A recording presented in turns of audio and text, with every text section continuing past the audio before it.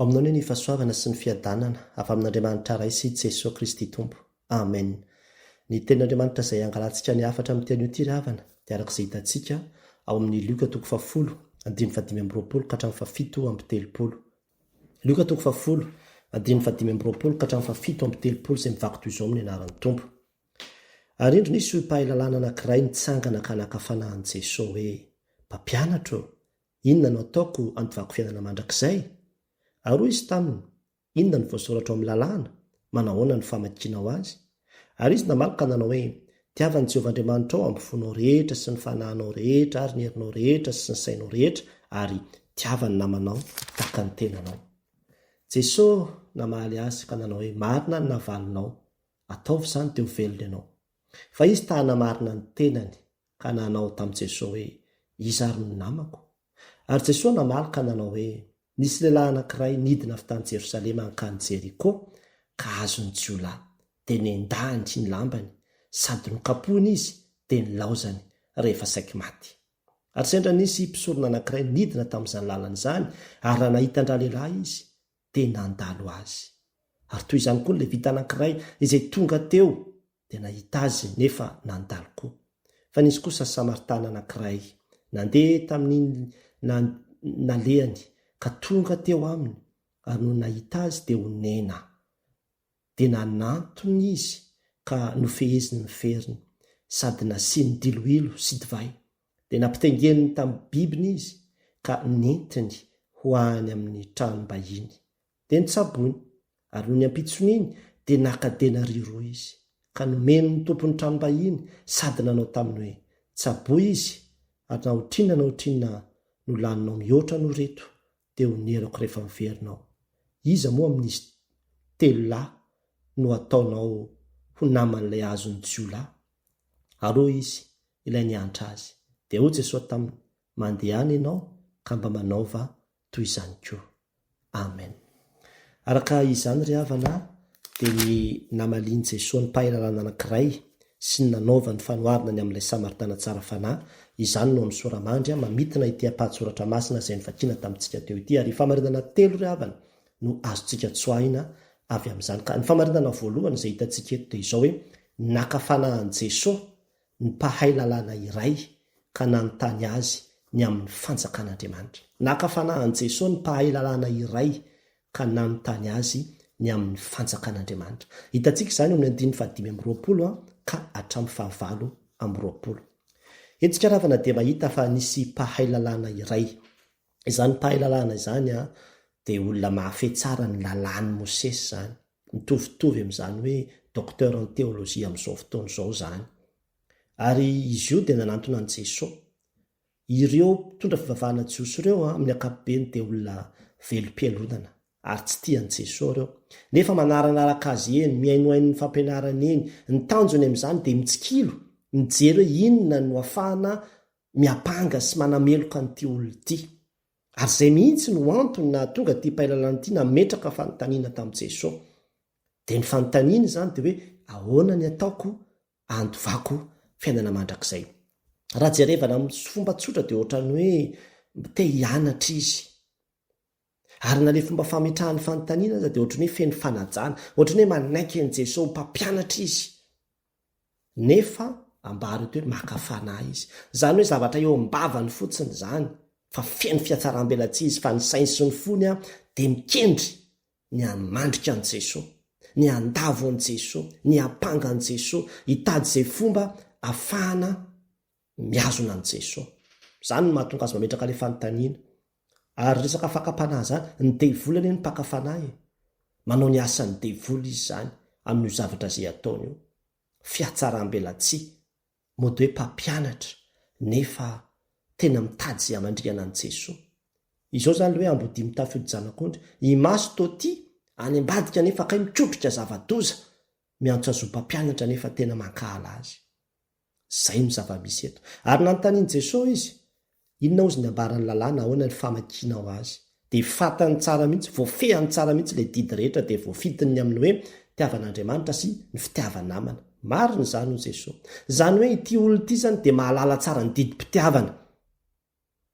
fa tsy miaina am'le fitiavana izy satria nahoana eto de fankahalanana eny mameno ny fony tsy fitiavana no mibetsaka ao anatiny ao nefa fatany tsara ny didim-pitiavana. Inona ravana ny lesona atsika tsoahana avy am'izany? Tandremo ny fiatsaram-belatsia tandremo so hafa nytondron'ny tanana nefa hafa nytondron'ny molotra. Rehefa tia de tena tia de tsy miatsara velatsia ao atokantrano ao. Indraindray ane misy tena ohatrany hoe tia ny vadiny de ohatrany hoe maninona nefa any ambadika any kay manitsakitsaka mamitaka manao tokantrano roa aza ny sasany. Tsia fiatsaram-belatsia zany de tahaka zany koa ny hoe miseho ivelany fotsiny ohatrany hoe de tena tsisy mpivady tahaka ny reniny amin'ny fifankatiavana sy ninona nefa rehefa ho tokantrano tsy mifanaja mihitsy fa mifanambany sy mifanao teny mandratra de fa tsy mety koa zany. Ary ny zava-doza any am-piasana any tena misy aniravana io olona hoe eo amin'ny molotra fotsiny io e fa any ambadika any tena feno fahatezerana mihitsiny araka le hoe kibay akelika ihany. Misy olona sasany de mahay mandokandoka mihitsy tena mahafinaritra mihitsy ianao tena manana vina mihitsy ianao chef tena zao mihitsy ianao rehefa tsy ao ianao tena malahelo mihitsy zay nefa vao miodina kely fotsiny de mifosany io olona zay nitokatokafany teo io ary tena mitarika ny olona mihitsy ary ko misy ankahala ary ho tesitra amin'io mpitarika io. Zany le fiatsaram-belatsia zany mbola farasisa nyreto mpitondra fivavahana jiosy reto mbola iainan'ny olona. Ary tena misy io resaka fanontaniana mamandrika io question piège any anatin'ny fampianarana sy ny fanofanana tao isan-karazany de misy hatrany olona zay mametraka fanontaniana izy fantatra ao mihitsy hoe fatany le valiteny satria olona fatany le zavatra nytaniny fa mba te hitsapy izy na te hanala barakany le mpampiofana izy na te hiseo amilay eo anatrehan'ny olona rehetra izy. Zany le asan'ny devoly zany le zavatra tsy izy zany fiatsaram-belatsia fa rehefa fantatrao ny valiny de aza nytanina tsony. Ary sika kristianina ry havana mila mandiny tena tsika so sanatria ny mason'ny olona fotsiny ihany tokoa ny fitiavantsika ny Jesosy endrika ivelany fotsiny ihany ny fahadiovatsika ny fitondrana baiboly sy ny toy izany fa rehefa aveo te ho sanatria tanteraka le hoe kristianina lahady fa mangalatra kolatsinainy rehefa any amin'ny andavanandro any fiainana feno fahalitoana any anatin'ny birao-panjakana any fiainana feno alatra sy faharatsinana no any nefa ao am-piangonana de ohatrany hoe isika ny tena izy. Zany ane no hita eto eo imaso izy tena ohatrany hoe ina fa ny any ambadika any tena ratsy mankahala an' Jesosy Kristy tsy manao ny sitrapon'i Jesosy Kristy tsy misy fatahorana an' Jesosy Kristy akory rehefa any ambadika any fa rehefa eo mason'ny olona fotsiny ihany no feno fiderana sy mitomany mihitsy aza ny sasany anatin'ny vavaka. Tandremo zany ny zava-doza eto ka tandremo so mahazo atsika zany mahay amin'ny vava fotsiny ny ambara hoe fitiavana sy ny soratra masina fa tena tsy miainana izany akory zay zavatra torinao sy fantatrao iaino ry havana zany ny tena takina amintsika. Ny fanontaniana mipetraka amikosa aminao zany de zao manahoana ianao so de mbola misy endrika fiatsaram-belatsia samihafa ny anatintsika any mitaonanao ry havana hibebaka hiala am'izany rehefa tena diniana lalina ane zany to tratratratra kely ao anatin'izany daholo sika rehetra ary tsisy anamary tena mihitsy isika fa de zao mibebaka manantona an'Andriamanitra mifona zay ny takiny amintsika de miaina amin'ny fiainana feno fitiavana sy madio mangarahara. Angatao ny fanahy masina hitarika atsika afahantsika miaina amin'izany fitiavana marina tsy izy fiatsaram-belatsia zany. Ny famarinana faharoa izay hitantsika tokoa nefa ravana de izao hoe nandalo fotsiny ilay olona lavo ny jiolahy ireo mpitondra fivavahana jiosy araka ny fanoharana nataon'i Jesosy.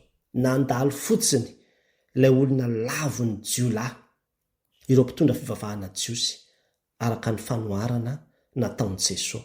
Hitantsika zany amin'ny andininy fahasivy amby roapolo ka hatramin'ny faharoa amby telopolo.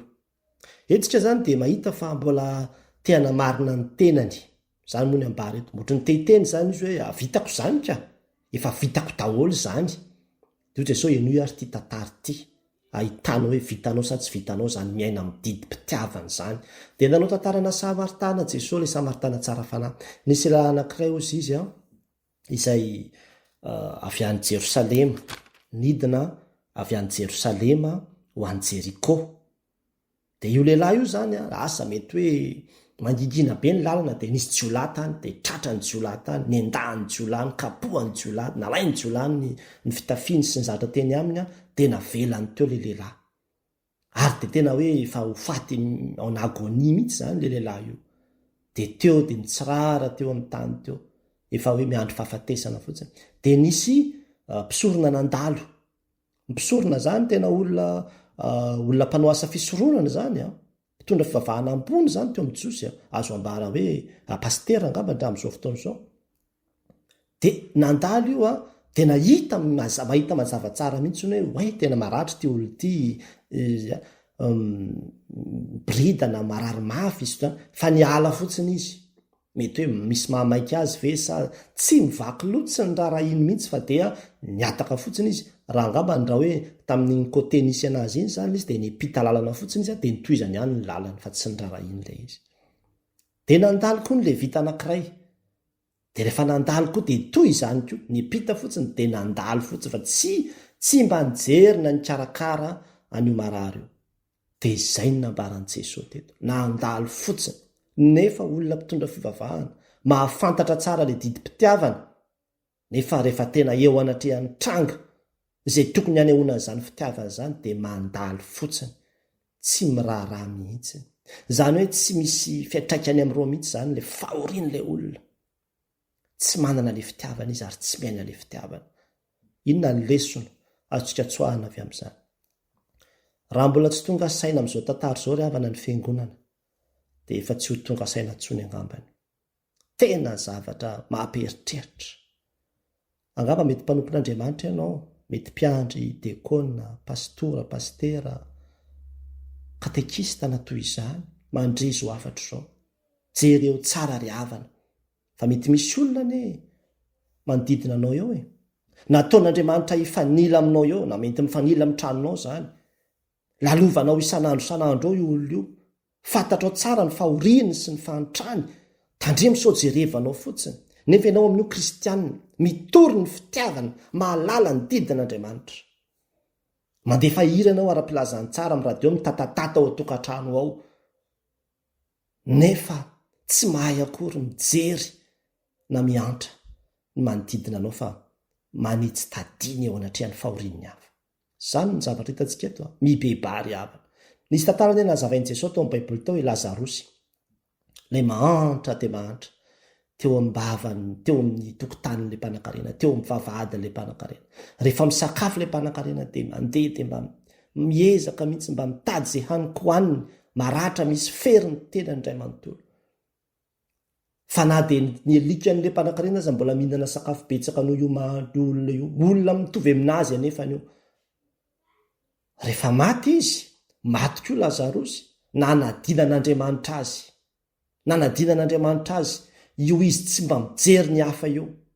Io izy tsy mijery ny hafa io, nanadinan'Andriamanitra azy. Nanana izay nahasoanao izy ianao, tsy nahita mihitsy. Zao ianao, raiso ny vokatry ny nataonao. Tena misy ny olona ry havana. Tsy taitra mihitsy eo anatrehan'ny fahorian'ny hafa. Ary ny tena zava-doza dia izao, raha mpitondra fivavahana no manao izany. Raha olona tsy mivavaka izy ka mahafantatra ny didim-pitiavana. Fa raha olona kristianina ianao nefa tsy miontsona mihitsy eo anatrehan'ny fahorian'ny manodidina anao, ny mpiray tanindrazana aminao.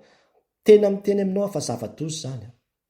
Zava-doza zany ary tokony anontany tena ihany ianao manahoana ary fa maninona no tsy miontsona mihitsy eo anatrehan'ny fahorian'ny olona. Ary ny tena zava-doza dia indraindray sady tsy manampy nefa mbola manao tsindrio fa lavo ihany. Misy mpanompon'Andriamanitra rehefa sendra mahita olona lavo izy dia tsy ny ampiarina azy fa vao maika azy ny anongana azy ny mahamaika azy. Ny anongana azy. Indraindray mila mandeha ny tena ihany ny fiangonana fa misy ireny lalàna samihafa ireny hoe rehefa teraka tsy manambady dia ahongana tsy ho mpandray fanasan'ny tompo. Ahongana tsy ho mpandray fanasan'ny tompo dia ho aiza? Vao maika zany atositra hivoaka hialan'ny fiangonana. Ary zany anie mahatonga ny olona vao maika hanala zaza. Satria raha mitahirana io zaza io izy, zaza voaka tsy nirina io, dia ho afa-baraky eo anatrehan'ny fiarahamonina izy, ho ahongana tsy ho zanam-piangonana ozy ny tononkira. Ny mpanakanto. Aiza moa tsy hanaonao foana le olona? Iza no anarina azy? Iza no tokony hikarakara azy? Iza no tokony handray azy? Fa tsy ny fiangonana. nefa indradray ny lalàna ny fiangonana sasany vao makara manala sy manilika azy. Zany no atao. Mila mandiny tena sika ry havana fa sao dia mbola farasisan'ny fariseo sy ny mpanorad-dalàna sy ny mpisorona jiosy ihany zany mbola iainantsika mandraka ankehitriny zany. Anontaniana eo am-piangonana hoe nisy pastery efa nanao an'izany na defa taratasy dia nasiana noatra daholo ny kristiano inavy ny tena problemanareo amin'izao fotoana izao. Misy olona efa tsisy hofatrano tsony. Efa roa volana tsy nahalo hofatrano. Misy olona bokany trosa. Misy olona tsy mahalo ekolazy. Misy olona tsy mahavita mamitsabo ny tenany amin'ny traitement tsony. Reo ny olona maro ao anatin'ny fiangonana, olona efa reraka sy resin'ny fiainana. Ny zava-doza aza dia izao, mbola reo indray mbola volosany sasany amin'ny adidy, ny fafolo-karena, ny fanatitra valo ireo isan-karazany. Zany anie mbola zava-misy amin'izao fotoana izao. Sady efa tsy manohana sy tsy manampy, mbola mihinana ihany, mbola mitsetsitra ihany, sady tsy miantra ny mahantra fa mbola mampahantra azy ihany koa. Firofiry ny olona no ampahorian'ny demony voafatitry ny karazany zava-mahadomelona. Lavo anie reny olona reny. Manakaiky sa manalavitra azy reny ny fiangonana. Ianao miato, ianao miala, ianao tsy mahazo manao an'izao, ianao miaria, ianao izao, ianao. Inona no asan'ny fiangonana? Mitsabo ny marary ve? Sa variana amin'ny jobily sy ny fanitarana fiangonana fotsiny? Asa azo atao daholo zany, fa inona ny tena andanina ny volam-piangonana? Zany ny ravana indraindray no mahatonga ny olona maro hiala amin'ny fiangonana. Satria mamirapiratra fotsiny ilay fiangonana. Mamirapiratra ao anatin'ny tontolo feno fahantrana. Tsy mahita ny zava-misy eo anivon'ny fiarahamonina. Ny fanontaniana mipetraka amin'ny kosa aminao dia izao, manao ny sika? Mandalo fotsiny ihany ve? Sa tena mandray an-tanana? Mitaonanao ry havana. Andiny tena lalina eo anatrehan'izany tenin'Andriamanitra izany. Fa sao dia manamary tena tokoa sika ka milahatra etra hoe zaho efa mitandrina ny didin'Andriamanitra. Manahoana ny didim-pitiavana? Manahoana ny didim-pitiavana? Miaina sy manatanteraka an'izany ve? Angatao ny fanahy masina hitarika antsika, hanome hery antsika, hanaovantsika ny sitrapon'Andriamanitra.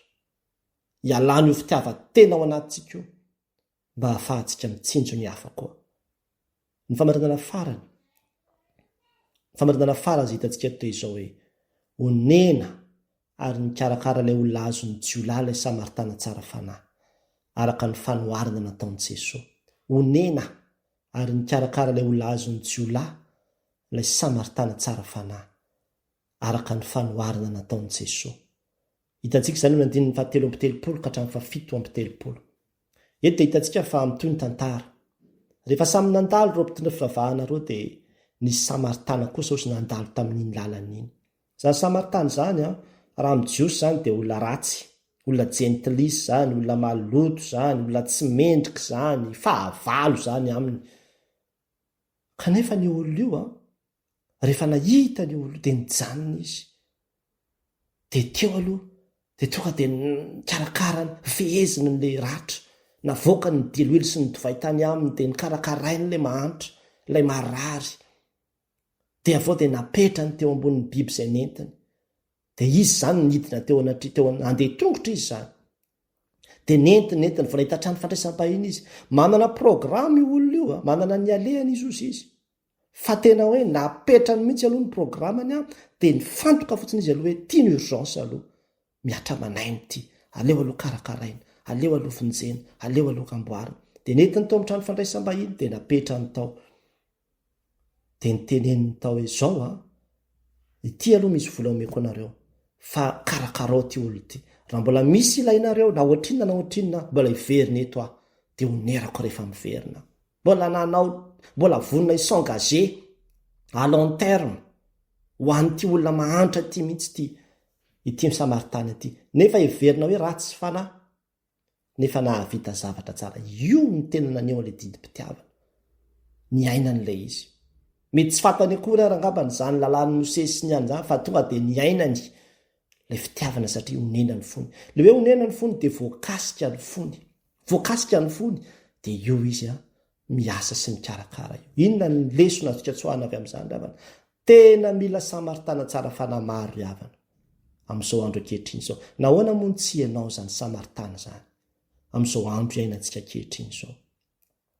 efa mba nanao izany ve ianao hoe misy olona anankiray lavo, misy olona anankiray sahirana, dia tena ny sahiranonao mihitsy, nyraisinao an-tanana feno mihitsy ny fikarakarana azy, nandanianao vola sy fananana, nandanianao fotoana mihitsy. Tsy ho adino tsy ho adino mandrakizay ny soa vitanao. Andriamanitra mitahiry ny soa vitanao. Asa mety misy olona marary edy diosika ka za aloha pastera tsy manam-bola mihitsy fa sahirana, fa rehefa marary nefa ny zanako manam-bola ihany ane ianao mahita vola avoaka ihany ane ianao ka tsy zanako ry pastera. Ka zay mihitsy le tenin'Andriamanitra, tiava ny namanao tahaka ny tenanao, tiavo io olona io tahaka ny tiavanao ny zanako. Zany ane rehefa fitiavana ariavana rehefa iainana sy ampiarina ane zany ka sarotra ane zany, toritsika foana zany, firifiry ny ira-pitiavana iraitsika. Fa aizany fiainantsika n'izany. Nivavaka tamina fiangonana anankiray aravana tany Madagasikara dia nisy misionera iray avy any Inde, ny tantara izy. Nisy tovolahy kely anankiray ozy izy izay teny amin'ny arabe, nariny ndray aman-dreny ny kamboty. Efa tsisy atao tsony fa mivezivezy sy mirenireny tsy mianako hoanina na idy na i mihitsy. Dia nisy mpivady kristianina anankiray ozy izy nandray an-tanana azy. Dia nikarakara azy, dia nampianatra azy, dia nitarika azy hivavaka. Dia amin'izao fotoana izao tonga mpitory filazany tsara niteten'izao tontolo izao zany tovolahy kely zany. Dia tsy iza fa izaho izy, izaho izay mijoro atao anatrehana reo zany tovolahy kely zany. Nisy olona Samaritana nirahan'Andriamanitra nanampy sy nikarakara ka nahatonga aho toy izao. Ratsan-tanan'Andriamanitra velona izay rehetra mikarakara ny madinika. Ary zany natonga an'Andriamanitra hiteny manao hoe zay rehetra nataonareo tamin'ireny madinika reny efa nataonareo tamiko. Nona ozy dia menareo sakafo tany amin'ny hopitaly ateny vanginareo, tany am-ponja ateny vanginareo, narary ateny tsabonareo. Izany ry havana no tadiavin'Andriamanitra amintsika kristianina. Ary ndia afaka manao an'izany ane tsika. Ozy hoe ka manahirana ane pastera zany mitaiza zanak'olona zany amin'izao fotoana izao zanaky ny tena za mila tsy ho vita ka hoana ny taizana zanak'olona. Taloha aloha ravana za nahita betsaka ihany ny olona manao an'io hoe mitaiza zanak'olona io. Fa ny amin'izao fotoana izao manomboka mangatsika ny fitiavany maro, dia lasa miditra anatin'ny fitiavan-tena ny olona dia ohatrany hoe sarotra be ny manatanteraka an'izany. Lasa ohatrany hoe sarotra be mihitsy ny manatanteraka an'izany amin'izao fotoana izao. Azo atao zany raha ohatra ka resy lahatra ny amin'ny tenin'Andriamanitra ianao, raha tenin'Andriamanitra nanaovanao izany. Dia afaka mifanohana sy mifanampy isika, afaka mifanampy tsara mihitsy isika. Tsy ho vitanao daholo tena nanampy ny olona rehetrarehetra. Be dia be tokoa ny olona sahirana, be dia be ny zavatra azo atao. Fa izao mety misy olona manokanao izay hikasihan'Andriamanitra ny fonao ka mahatonga anao nena amin'iny toeran'iny, dia ataovy izay rehetra azo ny tananao atao, sy izay mbola mihoatra aza, fa Andriamanitra manohana anao. Rehefa tena manome isika dia mbola vao mankapitombon'Andriamanitra koa ny fahasoavana tonga eo amintsika. Fa mahatsara kokoa ny manome noho ny mandray. Ary raoty ny azorazanao vatsoa, fa ratsy izao fiainana izao. Aza miandry manam-bola be ry havana vao anao izany, fa dia izay kely eo ampilatananao ao, andao hifanampy sy hifanohana isika. Fa izany ny tena fitiavana. Ary rehefa nanontaniany Jesosy izy amin'ireo ny tena tia azy amin'izy 3 lahy ireo, dia ilay nanampy azy. Zay zany ny ainany fitiavana. Fampadiniha tena ho antsika rehetra zany ry havana. Ny fanontaniana mipetraka amiko sy aminao dia izao: manao ahoana ianao? Onena ve dia mikarakara manodidina, sa ny tenako ihany aloha, ny tenako ihany aloha, za sy ny ankonako ihany aloha? Misy zavatra be dia be tena azo atao na dia ny ambin-tsakafo fotsiny ihany aza azo atao. Tamin'ny fiangonana izay nentinay tany ambanivohitra dia isaky ny alahady voalohan'ny volana dia misy hetsika nataon'ny fiangonana hoe asiana vary iray vilia fanampiny. Isaky ny alahady voalohan'ny volana dia manao vary iray vilia fanampiny ny kristianina, dia atero ho an'ilay olona akaikikaikinao izay tsy manako hoanina na mety sahirany ny vary iray vilia iny. Vary efa masaka iny, zavatra kely ane zany, fa zavatra tsy ho adino zany, ho tsaroana zany, fitiavana izany, zava-dehibe zany eo anatrehan'Andriamanitra. Na dia rano iaraka ny vera fotsiny ihany azy, zava-dehibe zany eo anatrehan'Andriamanitra. Fa isika mila miaina ny didi-pitiavana isika, ary manala ny fitiavatena ao anatsika io. Angataony fanay masina ry havana hitarika atsika ananantsika fiainana miaina amin'ny fiainam-pitiavana. Dia tsy le fitiavana imolotra fotsiny ihany tahaka ny an'ity pahilalana ity, fa fitiavana iainana mihitsy tahaka ny an'ilay Samaritana tsara fanahy. Raha fitinina izay rehetra nambara teo dia izao: voalohany, nakafanahan'i Jesosy ilay pahilalana iray ka nanontany azy ny amin'ny fanjakan'Andriamanitra. Tandremo tandremo ny fiatsaram-belatsia, sao dia ivelany fotsiny mody tia, mody manaja, mody manaiky, fa anepohany tena feno fialonana, feno fankahalana ary mitrotrotrotrika zava-doza.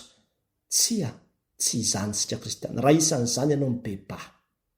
Ary ny faharoa, hitantsika teo koa hoe nandalo fotsiny ilay olona lavony jiolahy, ireo mpitondra fivavahana jiosy, araka ny fanoharana nataon'i Jesosy. Tsisy zava-doza ohatran'izany hoe kristianina nefa tsy miontsony ao anatrehan'ny fahorian'ny manodidina azy. Zava-doza izany ry havana, satria efa tsy ao anatin'ny tsony izany ny fitiavana ny dikany. Tandremo sao izao sy anao izany. Ary ny farany, honena ary nikarakara ilay olona azo ny jiolahy, ilay Samaritana tsara fanahy, araka ny fanoharana nataon'i Jesosy. Isika ry havana, be dia be ny okazion, ary tsy lany io, tsy lany io, azonao anaovana an'izany mba ho Samaritana tsara fanahy ianao eo amin'izay toerana misy ianao, any amin'izay fiarahamonina misy ianao, dia ho tsarovana sy ho tadidy ny tantara, ny fiantrana izay nataonao ho voninahitr'Andriamanitra irery ihany. Mandehana ka mba manaova toy izany koa. An'Andriamanitra ry rano ny voninahitra. Amen.